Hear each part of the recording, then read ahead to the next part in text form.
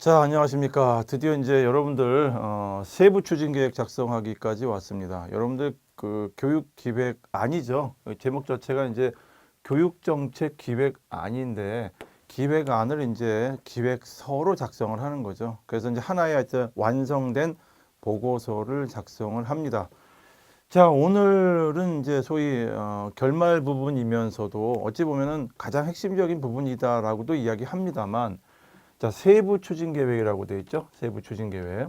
여러분들 이제 각종 교육부나 이제 시도교육청의 어떤 각종 계획들을 보면 세부 추진 계획을 유심히 많이 보시죠. 우리 일반적으로 교육청이나 교육부의 이제 소위 공문이랍시고 오는 것들 있잖아요. 보면 거기에 보면 가장 뭐 이렇게 구체적인 어떤 사항들을 소위 규정해 놓은 그런 자료 부분이 바로 세부 추진 계획. 이 세부 추진 계획이 끝나고 나면 일반적으로 맨 마지막 부분에 기대 효과라고 있죠. 오늘은 이제 그 부분에 대해서 좀 이야기를 하도록 하겠습니다.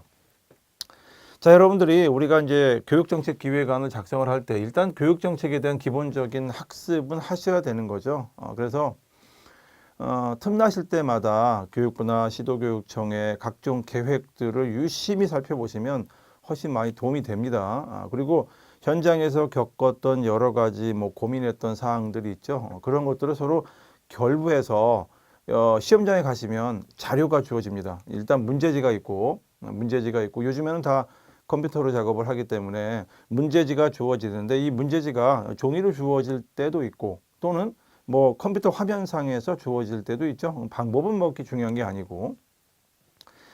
자, 문제지만 주어지는 게 아니라 이제 소위 말해서 이제 첨부 자료가 주어집니다. 적게는 한 서너 장, 많게는 대여섯 장까지도 주어지면 그 자료를 바탕으로 해서 문제에서 요구하는 답안을 작성해 달라, 이제 그거죠.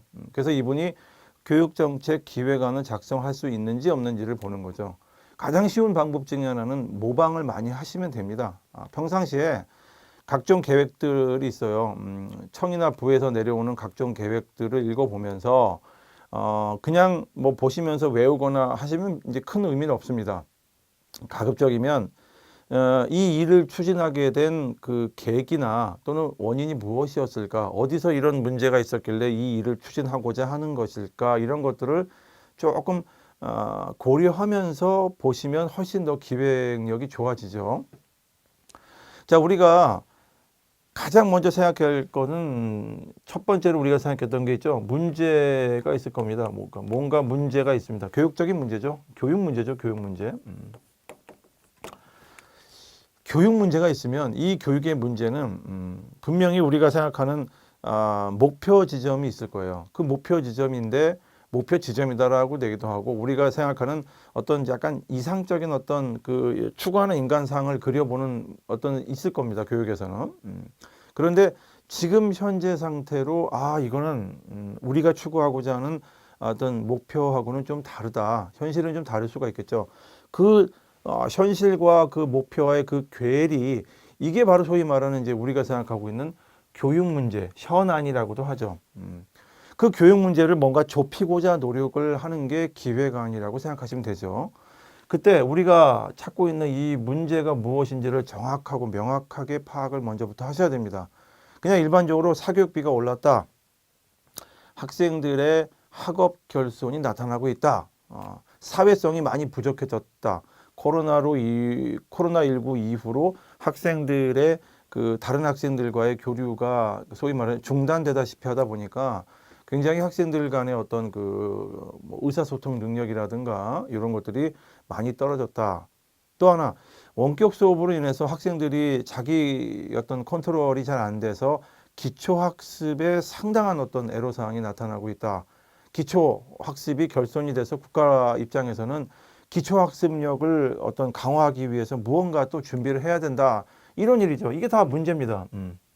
그런데 단순히 이 문제의 어떤 현상만을 보고 접근을 하게 되면 오히려 우리가 해결책, 소위 말해서 이제 뭔가 해결책을 찾는 거잖아요. 해결책, 뭐 해결 방안, 뭐 등등 여러 가지 용어들이 있는데 어떻게 해결할 것이냐? 자, 문제가 있다면 문제 프로블렘이 있을 경우에 어떤 솔루션을 가질 것이냐? 자, 이쪽과 이쪽이 뭔가 매치가 돼야 될 것 같은데 우리가 이 문제를 정확하게 파악을 하지 못하니까 해결책은 엉뚱한 데로 가는 경우들이 있어요. 엉뚱한 해결책들이 있을 수가 있다.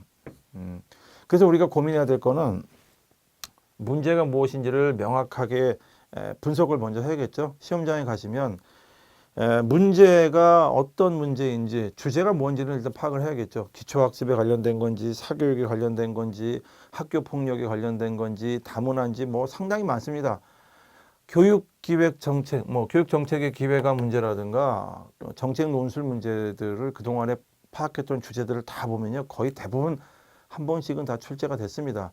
심지어 특수교육과 관련된 것도 일반 이제 지원하시는 분들 시험 문제로 나온 적도 있었을 거예요. 어느 지역이나. 자, 그래서 또 최근에는 이제 기초학습이 또 문제가 되고 있죠. 즉 현안으로 떠오르고 있는 문제가 이제 소위 기초학습, 코로나19로 인해서 기초학습, 즉 학업의 결손 문제가 또다시 등장을 했습니다. 그러다 보니까 또다시 주제가, 시험 문제가 기초학습에 관련된 문제들이 또 등장을 했습니다. 보면 그게 논술로도 나올 수가 있고 소위 말해서 이제 정책 기획안으로도 나올 수가 있는데 논술 같은 경우에는요, 이제 우리가 얘기했듯이 이 문제가 있을 때 아, 그래, 이런 문제가 나타났구나. 학업의 결손이 생겼구나. 코로나19로 인해서. 그럼 이 아이들이 어떻게 하면 이 결손 문제를 우리가 해결할 수 있을까라는 소위 이제 과제라고도 하죠. 과제. 소위 이제 과제를 도출하는 이 선에서 끝납니다. 주로. 정책 논술 같은 경우는. 이렇게 했으면 좋겠다. 학생들에게 보다 더 학습의 기회를 더 확장시켜 줘야 된다라든가, 또는 또 기초학습 말고도 뭐 2025년에 고교학점제와 관련해서 지금부터라도 학생들에게는 선택의 폭을 넓혀 주어야 된다라든가 뭔가 과제가 주어질 겁니다. 정책 논술 같은 경우에는 여기까지만 주어져도 글을 작성하고 완결하는데 큰 어려움은 없습니다. 왜냐하면 정책 논술이라는 건 어떤 방향성을 갖고 이쪽 방향으로 했으면 좋겠다라는 선에서 제안하는 측면에서만 글이 마무리돼도 괜찮은데, 여기는 이제 소위 기획안이죠. 하나의 어떤 보고서로 작성을 해서 이 일을 추진하게 되면 우리가 원하는 목표 상태에 도달할 수가 있습니다라고 하는 소위 설득과 관련된 거죠. 좀 더 구체적으로 그럼 뭘 어떻게 할 거냐, 여기서 어떻게 할 거냐, 구체적으로 이 얘기까지 이제 소위 말해서 여기서 해줘야 되기 때문에 우리가 얘기하는 이 세부 추진 계획이라는 거는 소위 논술에서보다는 정책 계획안, 여기에서 이야기를 하는 거죠. 여기서 세부적으로, 여기 추진 계획 같은 경우에는 소위 이 추진 계획은 한마디로 과제에 해당이 됩니다. 큰 주제에 해당되죠. 이렇게 했으면 좋겠다라는 어떤 과제가 뭐 일반적으로 교육청이나 교육부의 과제들 보면, 여러분들 왜 그 기획서의 기본 목차를 보시면 세부 추진 계획이라고 한 다음에 첫 번째, 두 번째, 세 번째, 네 번째 한 5개 정도, 한 그래도 4-5개 정도의 이렇게 과제가 보일 겁니다. 여기까지가 소위 말해서 이제 소위 무엇을 할 거냐라는 소위 방향성과 관련된 얘기들이고, 요 구체적으로 안에 들여다보면 세부 추진 계획이잖아요. 세부적이요. 세부적으로 어떻게 그러면 이 과제를 추진할 거냐, 교사의 전문성 신장을 위해서 뭐 개발을 해야겠다라고 과제가 주어졌을 때 세부적으로는 어떻게 하면 좋겠느냐. 예를 들어서 뭐 예산은 어떻게 확보를 해야 되고, 시기적으로는 언제쯤 하는 게 좋을고, 일정이라든가 예산 뭐 등등 여러 가지 그 이야기할 게 많죠. 그리고 전문성 확보를 위해서 그러면 조직을 어떻게 만들어야 되느냐, 이 교원들에서 소위 선도 교원을 별도로 선발해서 하는 게 좋을지, 아니면 그냥 연수원에서 이렇게 진행하는 게 좋을지 등등 고민이 많죠. 그거를 이제 세부 추진 계획에다가 이제 넣어주는 거죠. 소위 세부 추진 계획 안에도 누가 무엇을 어떻게 할 거냐 이런 내용들이 또 들어갑니다. 우리가 이제 기획을 작성할 때 보면 제일 먼저 왜 이런 어떤 그 정책을 추진해야 되느냐, 이 질문을 던지고 여기에서 뭔가 설득력 있게 뭔가 잘 찾아내야 됩니다. 현재 상태는 이렇고 앞으로 우리가 추구하고자 하는 거 이런데 이런 문제점이 나타나고 있다. 이 문제점을 해결하기 위해서는 이 원인별로 분석을 해서 이러이러한 방향성을 가지고 과제를 우리가 추진해야 되지 않느냐. 그리고 세부적으로는 이렇게 했으면 좋겠다라고 해서 세부적인 추진 과제를 하나씩 얘기하는데, 이 세부 추진 과제 안에도 누가 무엇을 어떻게 할 거냐 이런 내용들이 또다시 들어가야 된다는 거죠, 보면. 자, 어찌됐건 기본적인 큰 틀은 교육의 문제가 있을 때 이 교육의 문제를 소위 말해서 과제가 있고 그 과제를 조금 더 구체화시키는 세부 추진 과제를 바로 해결 방안이라고 하죠. 큰 틀의 해결 방안도 있지만은 조금 더 이거는 뭐죠? 추진 계획 중에서도 세부적으로 어떻게 추진할 거냐 이 얘기를 하는 거죠. 시도교육청에서 주로 나오는 그 이제 소위 기획서들 있잖아요. 우리 보고서들 있죠. 뭐 다문화 추진 계획이라든가 뭐 학교 폭력이라든가 각종 있습니다. 뭐 무슨 뭐 연수를 하겠다. 내지는 뭐 그 말고도 무슨 응모를 뭐 해달라. 그러니까 시도교육청에서 나오는 이제 소위 말해서 이제 공문의 첨부 파일들을 보시면 거기가 조금 더 좀 구체화된 것들이 많이 들어가 있습니다. 항목들이.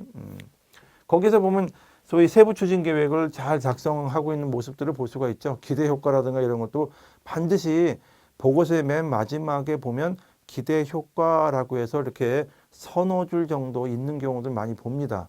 그러나 오히려 교육부 같은 경우는 뭐 기대 효과를 그렇게 크게 써놓지는 않는 경우들이 많아요.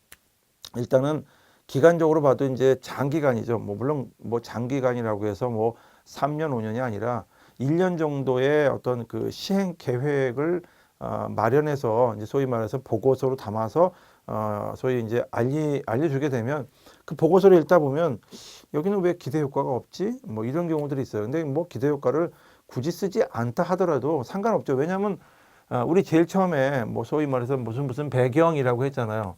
추진 배경 뭐 이런 거 쓰죠.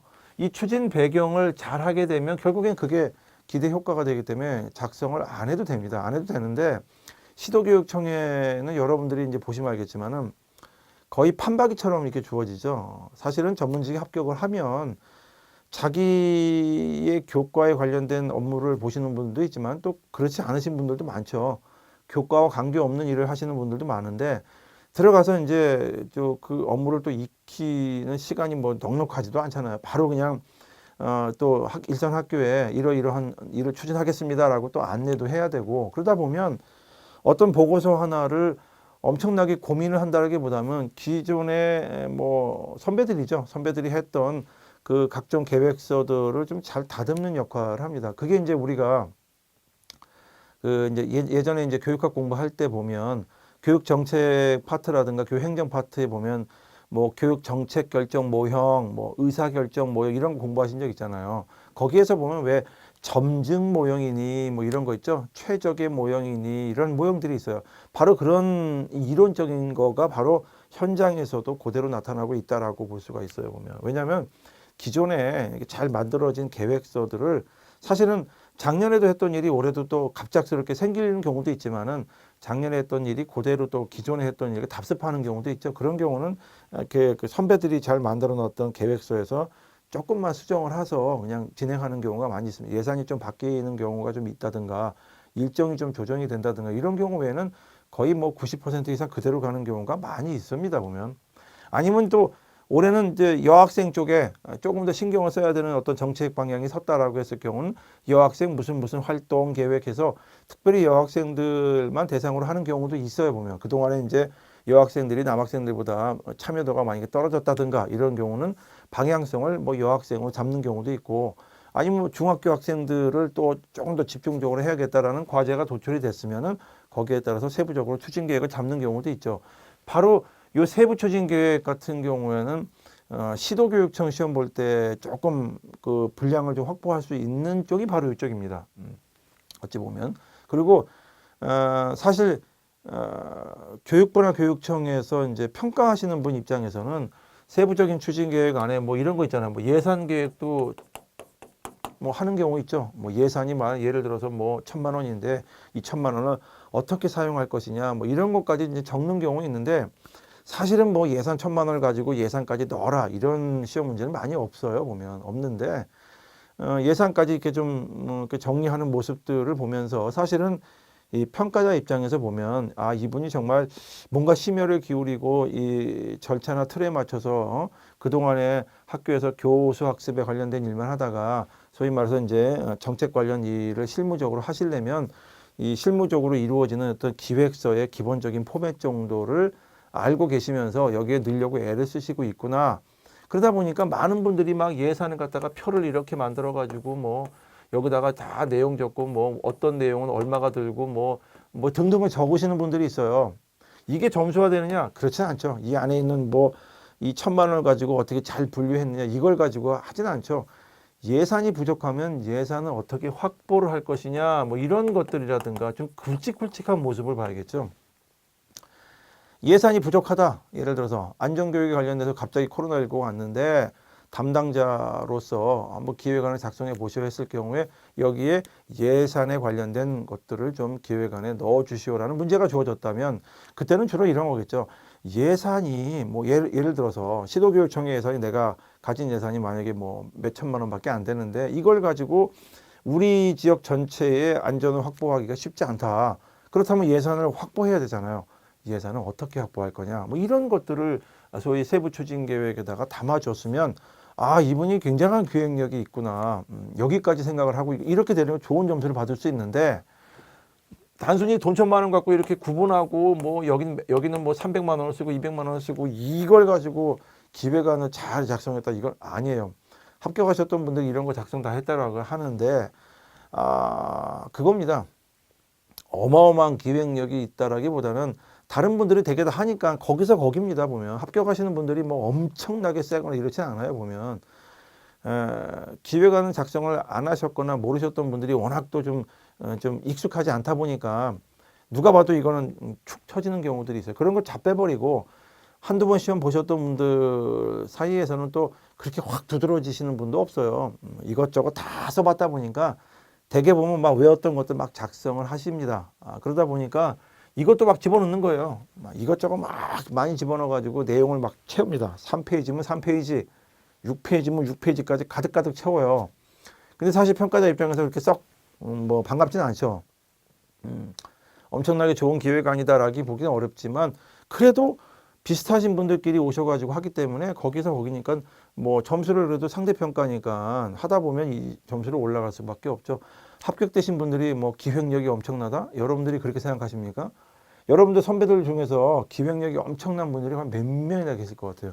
그렇지 않습니다. 여러분들하고 비슷합니다. 사실은.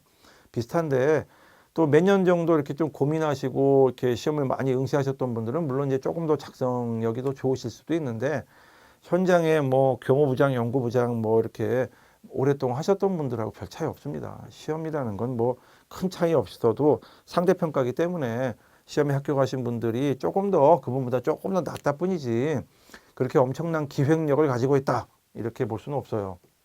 왜냐하면 작성했던 걸 예전에 한번 평가자와 같이 고민해 본 적이 있었는데 거기서 거기더라고요. 교육부 시험 보시는 분들 중에서는 어마어마한 기획력을 가지신 분들이 계시긴 계시더라고요. 아, 이 정도면 정말 대단하네. 근데 이제 그분도 시험장에 가시면 시험장의 문제 분석을 좀 하셔야 되는데 본인이 평상시에 이제 시도교육청 시험도 보시잖아요. 보시다 보면 틀에 딱 박혀 있어요. 나는 기획안을 이렇게 작성할 거야라고 본인만의 틀에 딱 갇혀 있다 보니까 어떤 문제가 나와도 항상 그 포맷대로 갑니다. 그러다 보니까 거기에서 미스가 생기는 경우들이 조금 있어요. 기획안은요, 기본적인 포맷을 가지고는 있어야 되지만은 현장에서 주어지는 문제를 잘 분석하셔야 돼요. 그리고 오랫동안 좀 고민하면서 그래, 내가 담당자라면은 그래, 이 일은 이렇게 추진하면 좋겠어라고 해서 조금 고민하면서 쓰셔야 되는데 여러분도 아시지만 시험장 몇 번 보신 분들은 기억나실 거예요. 보면 요즘에 시험장 가서 기획안이나 논술 같은 걸 딱 받으시면 10분도 채 안 돼가지고 바로 타이핑 들어가시는 분들 탁탁탁 소리 많이 난다라고 그래요. 고민 없이 바로 들어가는 거죠. 문제가 주제는 다 압니다. 딱 보면 학교 폭력이네. 아이고 잘 됐다. 학교 안전이네. 기초학습력이네. 이거 내가 그동안 고민했던 거 내가 현장에서 해봤어. 잘 됐다. 그거 아니에요. 그거 안 됩니다. 그거 주어지는 문제는요 분명히 함정이 있어요. 그래서 그걸 잘 보셔야 되고 여기서 문제에서 요구하는 게 뭔지 주제는 알겠는데 문제에서 지금 가만히 봤더니 뭐 세부 추진계에서 예산안을 뭐 확보를 하는 내용들이 막 이제 있어. 고민하는 내용들이 예산이 부족해서 잘 못하고 있다든지 아니면은 지금 만들었던 것들이 현장과의 뭔가 괴리가 생겨가지고 이 뭔가 일이 출진이 잘 안 되고 있다든지 아니면 뭔가 이렇게 어려움에 대한 얘기들이 나오고 있을 거예요. 그냥 단순히 기초 학력이 부족해서 학업 결손이 발생했다라는 현상만 보지 마시고 그 현상이 도대체 무엇 때문에 왜 일어났는가를 다시 한번 고민하면서 보셔야 돼요. 그래서 이 일을 추진하기 위해서는 가만히 봤더니 기존에 우리가 가졌던 시스템 갖고는 어렵겠다. 자, 학생들의 코로나19로 인해서 학업 결손이 발생을 했다라고 하는 건 재전제가 있다고 해요. 그래서 요번에 갔더니 주제가 시험 문제가 딱 봤더니 기초학력 증진에 관련된 문제가 나왔어. 예를 들어서. 그러면 내가 그동안 기초학력에 대해서 생각했던 게 있을 거야. 학교에 뭐 팀을 만들고 뭐 어쩌고 저쩌고 하는 시도교육청마다 기초학력 증진에 관한 방안들이 있었기 때문에 그것들을 내가 가만히 본 거야. 봤으니까 내가 이대로 작성하면 되겠지 하고 막 작성합니다. 근데 이제 가만히 봤더니 기초학력에 관련된 그 문제점을 가만히 읽어본 거야. 문제점을 읽어봤더니 이게 다른 문제가 아니라 학생들이 뭔가 학교에 대한 의존도가 높았는데 이 학생들이 그 자기 주도적인 학습력이 부족하다라는 칼럼의 기사들이 많이 실려 있었던 거야. 그렇다면 기존에 우리가 해왔던 그 여러 가지 어떤 해결 방안들이 있어요. 뭐 기초학력의 팀을 만든다든가 국어라 영어 수학 같은 경우는 방과 후에 방과 후 학습 돌리는 것밖에 더 있어요.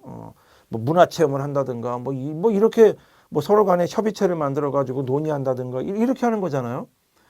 근데 가만히 봤더니 진짜로 이 학생들이 고민하고 있었던 거는 국어 영어 수학 자체의 그 점수가 떨어지는 게 문제가 아니라 자신감이라든가 뭐 학습에 자기만의 어떤 그 효능감이 떨어져 있다든가 진로에 대한 설계라든가 이런 게 불투명하기 때문에 학습을 못 나가는 학생들이 많아서 그럴 수도 있다라는 만약에 그런 어떤 그 이야기거리들이 쭉 나오고 있어. 그러면 이 학생들한테 필요한 거는 실질적으로 국어 영어 수학 방과후 수업을 하고 뭐 학력평가라든가 뭐 중간고사 점수에서 국어 영어 수학이 소위 기초에 미달되는 학생들을 막 긁어 모아가지고 방과후 수업을 하고 예산 지원을 하고 그렇게 이렇게 진행하면 안 될 거란 말이에요.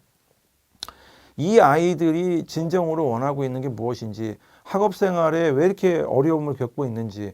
그러니까 소위 수학이나 과학이나 이런 점수가 낮아도 학교 생활을 하려는 의지가 있는데, 아니면 또는 어떤 아이들은 공부를 하지 못하는 어떤 마음의 어떤 뭐라 그럴까요? 그 마음의 준비가 안 됐다가 이런 학생들이 분명히 있을 텐데, 이런 아이들에 대한 어떤 문제점이 나오고 있는데 이걸 못 본 거야. 이걸 못 보고 그냥 뭐 팀을 조직을 해서 국어 영어 수학에 무슨 점수가 모자라는 학생들을 예산이 500만 원이면 이걸 무슨 뭐 국어 영어 방과후라든가 강사를 도입을 한다, 이런 걸 계속 세부 추진 계획에 작성을 하시는 경우를 많이 봤어요. 그러다 보니까 10명의 예를 들어서 우리 같이 공부하시는 분들의 그 자료를 받아와서 가만히 보면 전부 다 비슷해요. 조금 공부하시면 한 6개월 정도만 이렇게 첨삭받고 이렇게 좀 뭐 하시다 보면 되게 비슷하게 써 가지고 오시거든요. 그게 문제입니다. 그게 가장 큰 문제인데, 세부 추진 계획을 작성을 할 때 가장 우리가 신경 써야 될 게 뭐냐면, 아까 전에도 말씀드렸듯이 이거하고 매칭을 시켜야 되는데 이거하고 매칭이 안 돼요. 이거하고 매칭을 시켜야 되는데 그냥 이거는 관계없이 그냥 여기서 해결책을 막 모색을 합니다. 대개 보면 세부 추진 계획 작성할 때 보면 예산이 만약에 뭐 돈 1,000만 원이 들어왔다 학교마다, 그럼 이제 물론 이제 교육청 시도교육청에서 이제 담당자의 입장에서 작성을 하시는 거잖아요. 그럼 뭐 학교마다 이렇게 뭐 내 지역에 있는 뭐 1,000만 원씩을 해가지고 뭐 기초학습력을 증진시키기 위해서 학교 내 팀을 구성을 하고 뭐 학급 담임을 통해서 어떤 학생들이 고민이 있는지 뭐 이렇게 막 장밋빛깔로 만들어내요.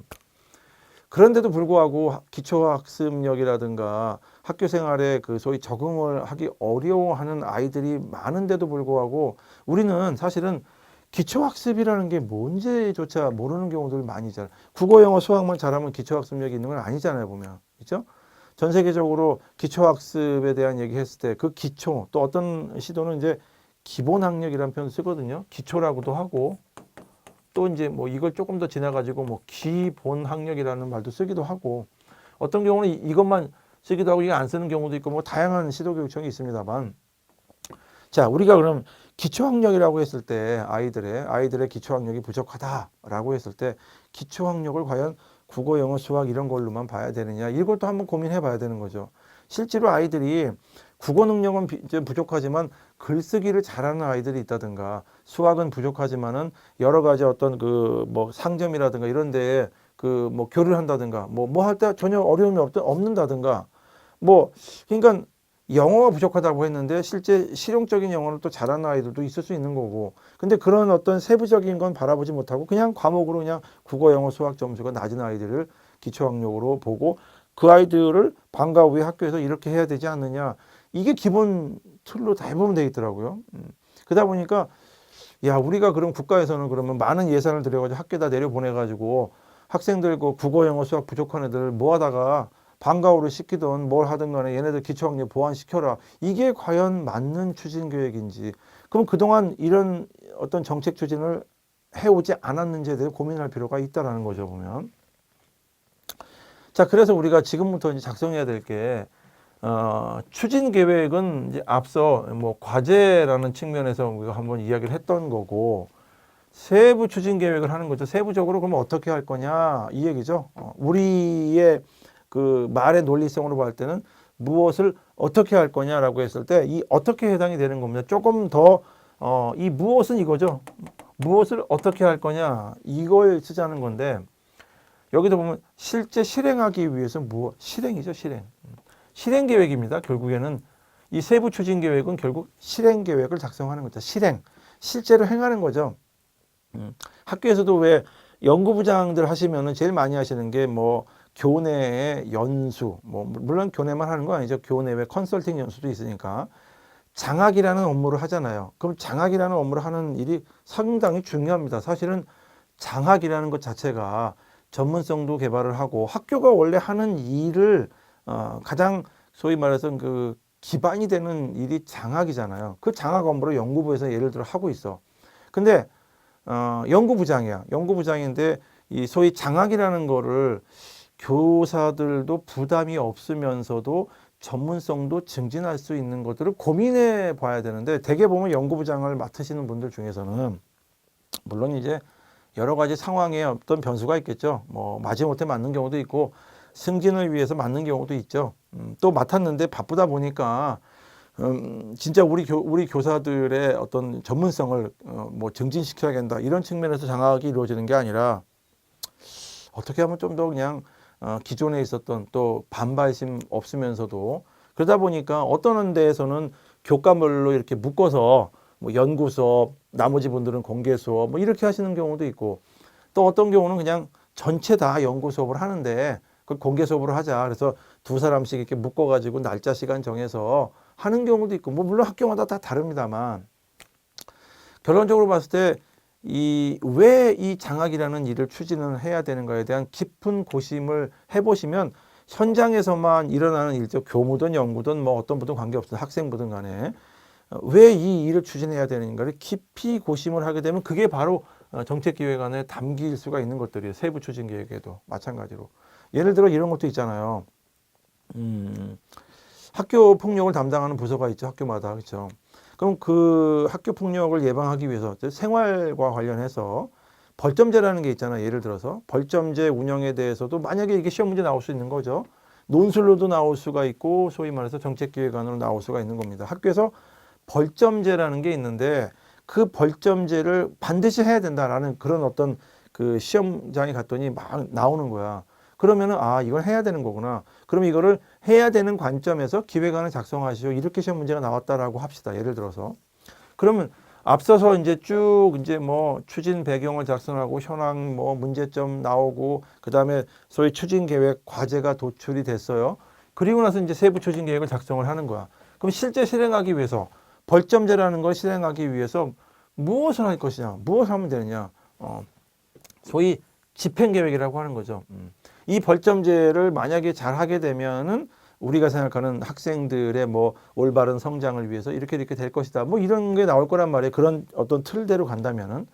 근데 이제 만약에 벌점제를 폐지하는 쪽으로 얘기들이 많이 나오고 있어. 벌점제가 별 의미가 없다라든가 등등이 학교 내에서 여러 가지 분란도 생기고 학생들을 어떤 스스로 어떤 주체성을 가진 이제 그런 어떤 인간으로 성장하기보다는 벌과 상점제와 벌점이라고 하는 이제 이런 걸 통해서 지극히 수동적인 인간이 만들어질 수가 있다. 따라서 벌점제보다는 상점제만 남겨놓고 벌점제는 없애는 게 어떠냐. 그래서 이렇게 추진을 했으면 좋겠다라고 해서 정책기획안을 만들 수도 있죠. 그래서 이제 벌점제를 없애고 상점제로 가자. 예를 들어서. 그래서 학생들에게 상을 줄, 뭐 고래도 뭐 춤추게 한다, 칭찬 이런 말이 예전에 우리 교육학 공부를 했듯이 이렇게 벌점제라는 걸 없애고 상점제만 가지고도 학생들을 올바르게 성장시킬 수 있다면 오히려 상점제를 조금 더 추진할 수 있는 방향으로 기획안 작성하는 건 어떻습니까? 보면 그게 훨씬 나을 수도 있어요. 가만히 읽어봤더니 시험 문제 간 거 시험장에 갔더니 상점제, 벌점제 뭐 이런 거 가지고 이제 막 고민하는 게 있어. 벌점제가 있어야만 된다. 어떻게 학생들을 지도할 거냐, 말 안 듣는 학생들을. 그래서 이런 얘기도 있고. 그러나 우리가 교육학 공부를 해보고 교육에 대한 어떤 수많은 자료들을 읽어봤으면 이해가 됐듯이 오히려 벌점보다는 상점제가 훨씬 더 유리한데 그동안 우리는 상을 주는 거에는 좀 인색했어요. 그러다 보니까 우리가 알고 있는 현장에 계시는 분들이 벌점제라는 건 있는 건 알고 있는데 상점제에 대해서는 오히려 모르시는 분들이 많을 정도로. 왜? 지나가다가 학생들이 예를 들어서 좀 올바르지 못한 행동을 눈에 띄게 되면 그 학생을 벌을 줘야 된다는 생각을 했는데 지나가다가 올바른 행동을 하게 됐을 경우는 그냥 쑥 지나가거나 말이라도 칭찬을 해주는 건 괜찮은데 상점을 줘야겠다라고 생각하는 경우가 많이 없다라고 들었어요. 그러다 보니까 오히려 이 벌점제는 없어지고 상점제를 좀 살려야 되는데 이 상점제를 살리는 방안에 대해서 추진하시오. 뭐 예를 들어 교육정책기획안으로 문제가 나왔어. 그러면 실제 상점제를 가지고 하기 위해서 어떻게 하면 돼? 뭘 어떻게 하면 더 잘 될까? 그런데 이제 이게 그냥 단순한 상점제가 아니라 코로나19라든가 이런 상황이 겹치고 있다. 학생들이 안전의식을 높이고 그다음에 또 안전에 대한 어떤 자기 주도성을 길러주기 위해서 학생들의 행동을 변화시킬 필요가 있다. 근데 이거를 학교의 생활 규정 관점에서 작성을 하시오. 이렇게 나올 수도 있어요. 문제는 어떤 식으로 나오세요? 이분이 소위 정책 논술을 해서 과제를 도출할 능력이 되느냐 또는 소위 말해서 정책기획안이니까 이 세부 추진 계획까지 어느 정도 이분이 아이디어를 가지고 뭐 아이디어라는 게 뭐 대단한 건 아니지만은 이렇게 하면은 어떻겠습니까? 라고 이야기를 하는 겁니다. 그러면 이제 소위 그 정책을 결정하는 사람이 아, 이거 괜찮겠네. 이 정도 예산을 들여가지고 학생들을 올바르게 변화시킬 수 있다면 그래. 이런 어떤 상점제 이것도 괜찮겠네. 뭐 이렇게 또는 또 학생들끼리 왜 서로 멘토 멘티 뭐 멘토링제라든가 뭐 도우미 뭐 학습 도우미제 여러 가지가 있잖아요. 자, 이런 것들을 왜 해야 되는지에 대해서 고민을 하고 그래 이 정도 예산을 가지고 이 제도가 잘 이루어지면 우리가 원하는 올바른 인간을 만들 수가 있겠네. 그래 이거 괜찮다. 이런 겁니다. 심지어는 방과후 학교를 폐지하자는 분들도 많아요. 방과후 학교를 도대체 무엇 때문에 하는지 모르겠다. 여기서 무엇 때문에 하는가 이유가 뭔지 모르겠다. 학교에서 정상적으로 잘 이루어지는 국영수만 제대로 하면 되는 거지 왜 굳이 방과후에 또 똑같은 걸 또 하느냐 이런 얘기들이 많아요. 국어, 영어, 수학 선생님들 들으시면 좀 언짢을지 모르겠는데 이게 마치 약간의 어떤 용돈을 버는 수단이 됐다는 이야기도 꽤 많이 들려옵니다. 실제 방과후 학교를 하는 그 이유가 뭐냐? 이 이유를 명확하게 제시를 못하고 있어요. 그냥 방과후 학교 하니까 뭐 용돈도 벌고 나중에 하면 좋은 거 아니야? 그러다 보니까 정규 수업하는 거랑 별 차이 없이 진행하는 경우가 많이 있답니다. 보면은. 그러니까 이게 뭐냐면 이 세부 추진 계획을 정말 이 소위 말해서 이 문제랑 이 매칭을 시키지 않고 맥락적으로 보지 않고 그냥 여기서 그냥 계속 학생들이 뭐 기초학력이 부족하니까 해야 되지 않아라고 해서 세부 추진 계획을 문제와 결부시키지 않고 그냥 생각을 하셔요. 그러다 보니까 아까 말씀드렸듯이 기초학력을 소위 말해서 이제 아이들을 보완을 해야 된다라는 시험 문제가 나오게 되면 기존에 해왔던 대로 그냥 그대로 갑니다. 문제를 안 보고 이것만 봅니다. 이것만 보고 그냥 해결책에 가요. 뭐 가만히 봤더니 뭐 아이들한테 뭐 공부를 더 방과후에 시키면 되지 않느냐, 뭐 예산을 들어서 무료로 할 수 있게끔 이렇게 상담도 하면 되지 않느냐 이런 얘기를 해요. 근데 실제로 보면 학생들의 학업의 어려움, 진로의 어려움을 겪고 있는 아이들이 많아요. 근데 그런 아이들 중에서가 진짜 기초학력이 필요한 아이들이 많은데 그 학생들에게는 기회가 주어지지 않는 경우가 많죠. 하기 싫어하는 경우도 있고 나는 학교에서 하는 것보다는 그냥 집에 가서 학원 가는 게 좋아요. 라서 거부하는 애들도 있어요. 그러다 보니까 10명한테 물어보면 그중에서 몇 명만 가는 겁니다. 좀 의지가 있거나 이런 학생들만 가는 거잖아요. 강제로 다 시킬 수는 없죠. 보면. 그러다 보면 진짜 우리 대한민국의 아이들, 기초학력이 떨어지는 수많은 아이들이 가진 문제점은 분명히 하나가 아니라 여러 가지가 있을 수 있을 텐데 그거를 소위 꼼꼼하게 살펴보지 못해요. 우리나라 정책들이. 학교에선 더더군다나 잘 몰라요. 모르시는 것도 있고 또 바쁘고 힘들잖아요. 막 업무도 바빠 죽겠는데 방과후로 뭐 하라고 해요. 뭐 예를 들어 국영 선생님들 중에서는 그냥 흔쾌히 내가 한번 해보겠다 하시는 분도 계시지만 반대의 경우도 많잖아요. 아, 내가 이거 하면 또 퇴근 늦어지고 돈 몇 푼 번다고 안 해. 이러신 분들도 있어요. 그래서 진정으로 이 학생들의 어려움을 학교 현장에서 좀 보듬어 주시고 케어도 해 주시고 그래야 되는데 심지어는 어쩔 때는 상담만이라도 진행해서 아이들에게 자신감이라도 길러주면 되는 거잖아요.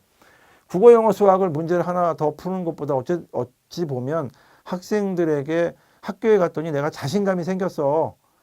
한 달, 두 달 동안 내가 무슨 과목 배웠더니 굉장한 자신감이 생겼어요. 내가 세상을 살아갈 힘이 생기고 있어요. 그것만 만들어줘도 성공이라고 생각합니다. 왜 굳이 국어, 영어, 수학이라는 그 똑같은 과목을 정규 시간에는 못 하시다가 방과 후에만 뭐 특별한 뭐 방과 후에만 기초학력을 위해서 뭐 수준만 낮게 가는 거지 별 차이가 없잖아요, 보면. 아이들이 자신감을 길러줄 수 있게끔 뭔가 교육과정이 완전히 재구성이 돼야 되고 그렇게 기획안을 작성을 하셔야 될 것 같아요. 이 세부 추진 계획에는. 그래서 그거를 고민하는 시간이 돼야 될 것 같다라고 제가 말씀드린 겁니다. 그래서 실제 집행하기 위해서 무엇을 할 거냐라는 이 집행 계획은 이 문제를 고민을 많이 하셔야 돼요. 예를 들어 기초학력에 관련된 문제이면 기초학력을 단순히 뭐 우리가 알고 있는 국어나 영어나 수학이나 이거에 점수 낮은 학생들을 대상으로만 해야 되는 건가? 또 그 안에서도 본인들이 희망을 해야 되잖아요. 실제 보면은 또 희망을 했다라고 하더라도 과연 이게 똑같은 정규 수업에서 이루어지는 거랑 똑같이 또 이루어져야 되는 이건 아니잖아요. 그럼 분명히 뭔가 바꿔야 돼. 그러다 보면 우리 정책기획안에서는 정말로 내가 담당자라면은 좀 고민을 해야 될 것 같아요. 학교 현장에서 국영수 뭐 무슨 점수가 떨어지고 중간고사 점수에서 뭐 밑에 점수가 있는 그 아이들을 선정을 해서 여기에서 희망을 받아서 한다? 그러면 희망을 하지 않는 그 다수의 그 수많은 아이들은 어떻게 할 거냐 말이에요. 그 아이들 때문에 지금 이런 문제가 나오고 있지. 소위 의지가 있는 그 아이들 몇 명 갖고 한다는 얘기잖아요. 그렇게 해가지고 결국 방과후 수업을 또 하고 그리고 뭐 수당 나눠주고 이렇게 해서 기초학력을 운영하는 학교가 얼마나 많습니까? 현재 많습니다, 진짜. 아이들에게 오히려 자신감 프로그램, 효능감 증진 프로그램 이런 걸 만들어야 될 것 같아요. 그 안에는 국영수라는 것보다는 국어, 영어, 수학이 합쳐져 있는 어떤 그런 프로그램을 만들 필요가 있지 않나. 그럴 경우에 만약에 이제 소위 전문직에 되시는 분들이 이제 그런 걸 고심을 좀 해가지고 그런 프로그램을 개발할 수 있는 것들을 별도로 예산을 가지고 좀 하는 건 어떨까 이런 생각이 들어요. 단순히 그냥 예산을 배분한다? 예산을 뭐 학교마다 1인당 학교마다 뭐 1,000만 원씩을 얼마 배분하니까 얼마가 나오더라. 이게 중요한 게 아니라 아이들이 진정으로 고민하고 있는 거 있을 거란 말이에요. 국영수 때문에 고민한다는 게 아니라 자신감이 떨어졌잖아요. 그러니까 이 문제를 그냥 보는 게 아니라 문제점을 찾아야 돼요. 원인을 봐야죠, 원인. 이 기초학력이 떨어졌다. 떨어졌는데 이게 보니까 국어, 영어, 수학이 떨어졌네. 이게 단순하게 볼 게 아니라는 거지. 단순하게 보다 보면 여기서 나올 수 있는 해결책은 뻔해요. 그럼 국어, 영어, 수학 더 시켜. 그러다 보니까 이 해결책들이 학교에서 오랜 고민 없이 이루어지잖아요, 보면. 근데 그게 전문직도 마찬가지라니까요. 학교에서 예산이 만약에 국가에서 만약에 몇 천만 원 줬어. 그러면 이걸 학교에다가 500만 원씩 내 지역에 있는 학생 나눠주면 되지 않아? 그리고 여기에서 그 국영수 프로그램을 만들어서 진행해. 이거 굉장히 지극히 형식적으로만 이루어져요.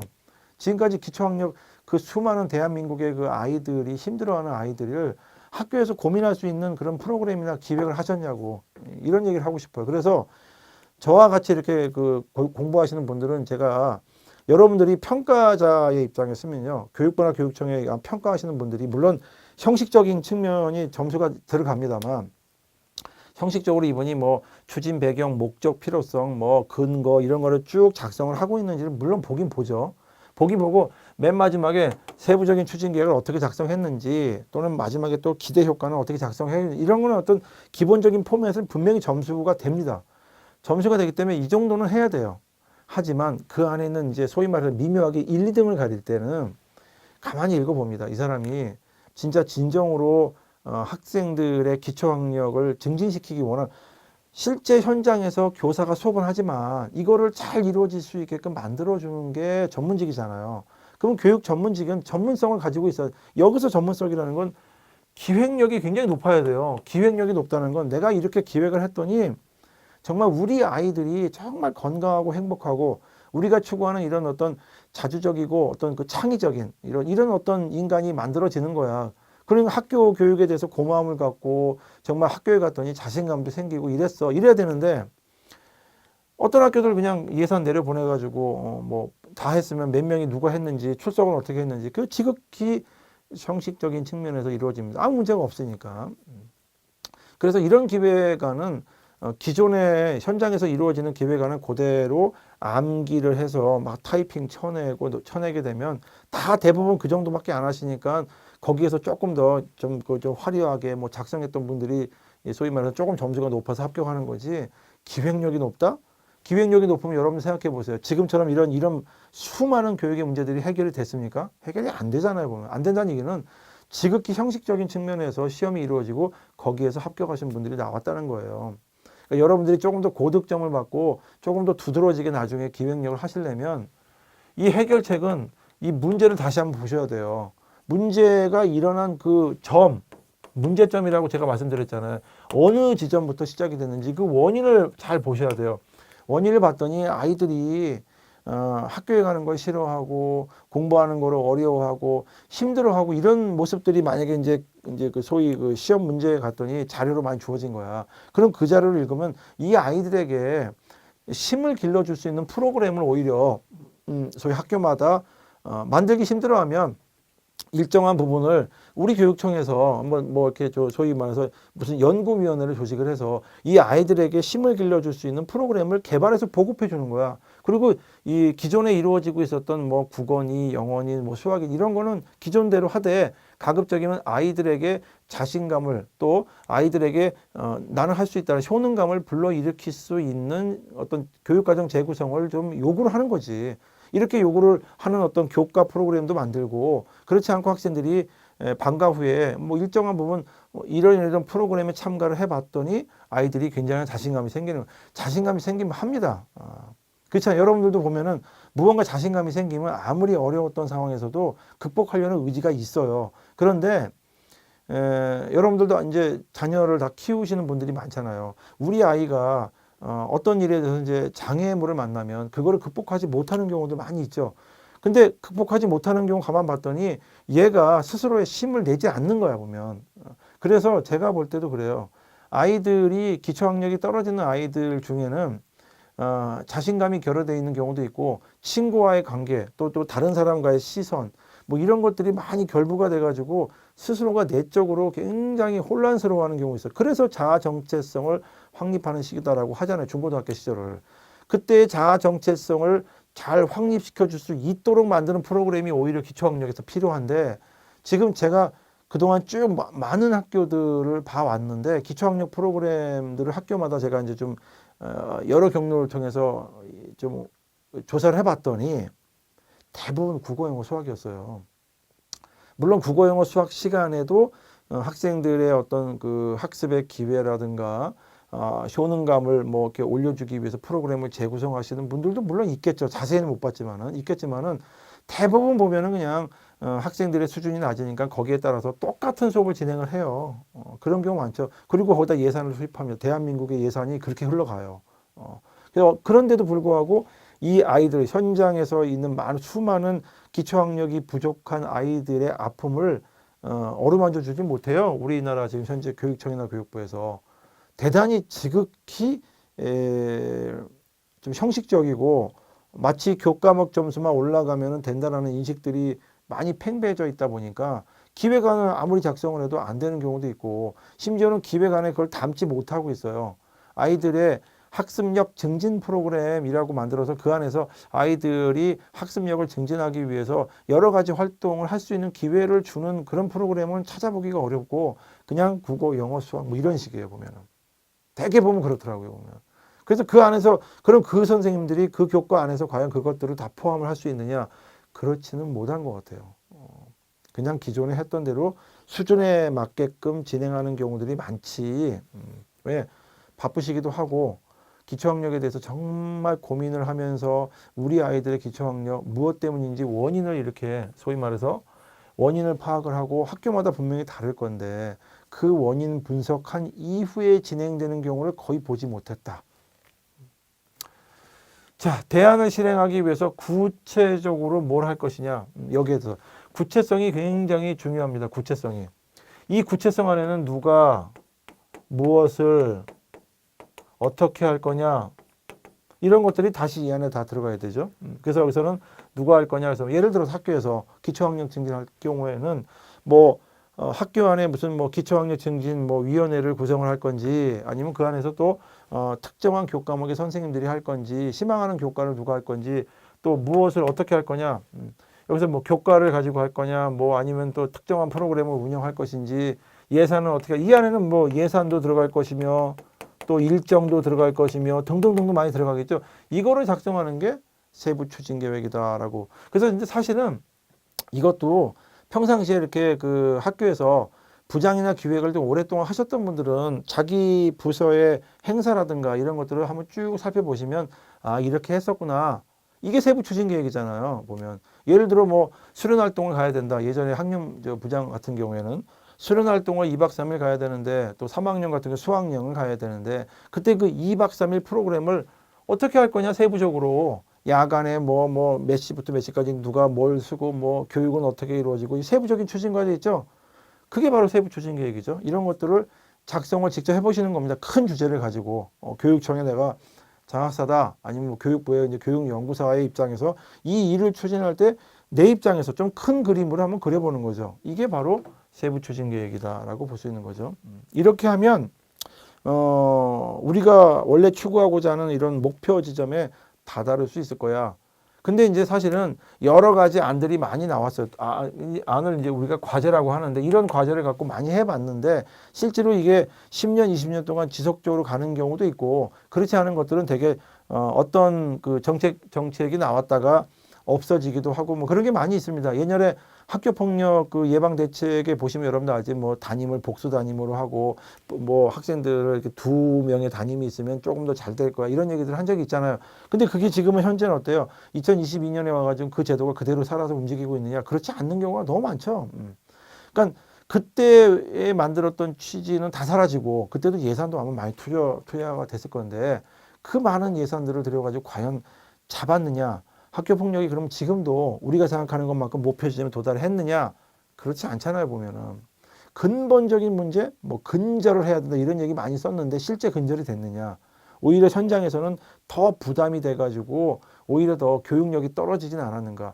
그러니까 규제를 만들면 만들수록 어느 정도는 뭐 가시적인 성과는 있을지 모르겠지만은 교육력이 올라가느냐? 이거에 대해서는 고민이 좀 더 하셔야 돼요.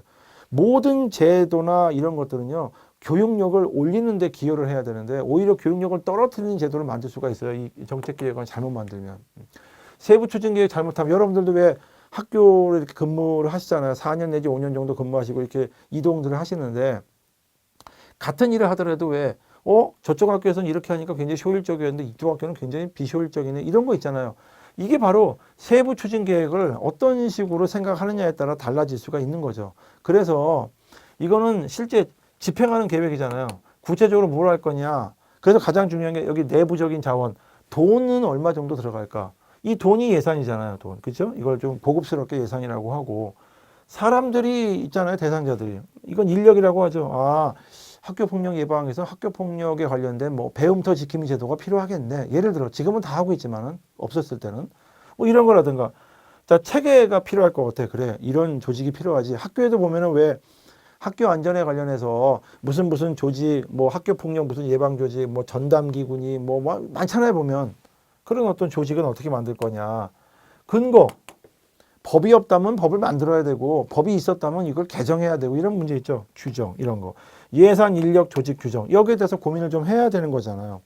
그리고 외부적인 요인도 있죠.